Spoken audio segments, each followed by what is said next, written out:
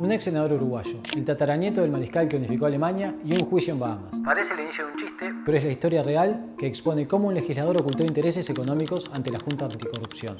Los empresarios Juan Sartori y Francisco Ortiz von Bismarck tuvieron una relación comercial profusa durante años. El uruguayo y el español se conocieron en la Universidad de Harvard a mediados de la década del 2000 y desde entonces coincidieron en proyectos de diversos rubros. Pero su relación comenzó a deteriorarse hace un par de años y cuando los socios multimillonarios se pelean, las cosas se ponen interesantes. Sartori recurrió a la justicia para cobrarle millones de dólares a su ex socio. En la demanda que presentó en Bahamas, donde Ortiz von Bismarck tiene residencia, Sartori sostiene que el conflicto se originó en 2017, cuando el uruguayo creó un fideicomiso llamado Inception Trust con domicilio legal en Nueva Zelanda. El uruguayo era el beneficiario final real y el español ejercía como fiduciario. Dentro de Inception Trust estaba Inception Investment Corp, una sociedad que tenía como fin controlar acciones. Sartori alegó que a mediados de 2018 su contraparte usó activos del fideicomiso para comprar acciones en cierta entidad uruguaya.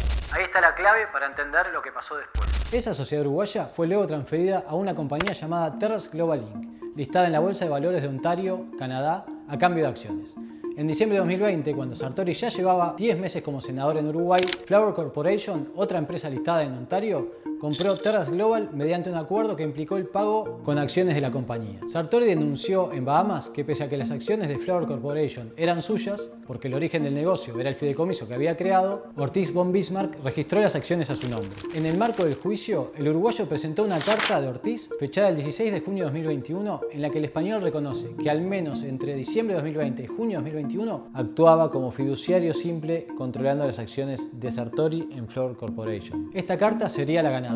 En ella, Ortiz von Bismarck relata que Sartori insistió en vender su participación en Flower Corporation porque sus acciones no valían nada y la compañía nunca haría dinero. Por lo tanto, procedía a vender su participación en Flower Corporation por un total de $3 millones, escribió Ortiz von Bismarck en la carta. La jueza del caso consideró que la carta era una admisión de que, al menos desde diciembre de 2020 y hasta junio de 2021, Ortiz von Bismarck había actuado como fiduciario simple de Sartori, por lo que no era necesario ir a juicio. El español debía pagar los 3 millones que reclamaba el uruguayo. Hasta este punto parece tratarse de un juicio común entre empresarios y negocios multimillonarios. Gente rica peleándose por dinero.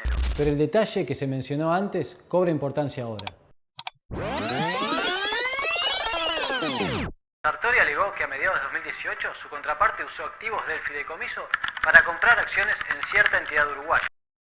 Acá es donde la historia se pone interesante. Si bien la sentencia no menciona qué empresa uruguaya adquirió Ortiz von Bismarck y cuya venta beneficiaría a Sartori, registros públicos de Uruguay y Canadá, documentos oficiales y consultas a fuentes del sector canábico y de la Secretaría Antilavado permitieron a Búsqueda reconstruir el negocio. Empecemos por la legislación. La ley que reguló el mercado de marihuana en Uruguay estableció varios requisitos para quienes quieren entrar en el negocio del cannabis recreativo, medicinal e industrial. Una de las etapas es pedir autorización al Instituto de Regulación y Control del Cannabis y superar los controles de la Secretaría Antilavado, una barrera que buscaba evitar y busca evitar el ingreso de dinero proveniente del narcotráfico. De acuerdo con información en poder de Búsqueda, Ortiz von Bismarck pidió autorización para adquirir empresas de cannabis en al menos 2 ocasiones y en ambos casos se presentó como único beneficiario final de Inception Investment Corp, la sociedad que Sartori aseguró en el juicio que siempre lo tuvo a él como beneficiario final real. Finalmente, Inception Investment Corp pudo comprar el 33% de las acciones de los socios minoritarios de Pfizer, una empresa con licencia para producir marihuana legal, pero tuvo dificultades para obtener el paquete accionario de la mayoría. Además, Ortiz von Bismarck compró otra empresa uruguaya vinculada al cannabis,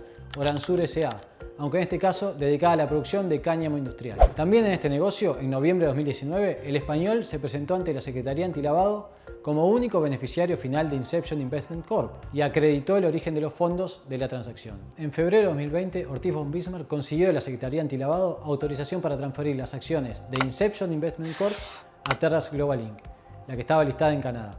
En diciembre de 2020, The Flower Corporation completa la compra de las acciones de Terras Global, con lo cual adquiere el 100% de Oransur S.A. y el 33% de las acciones de Pfizer S.A., las 2 empresas de cannabis de Uruguay.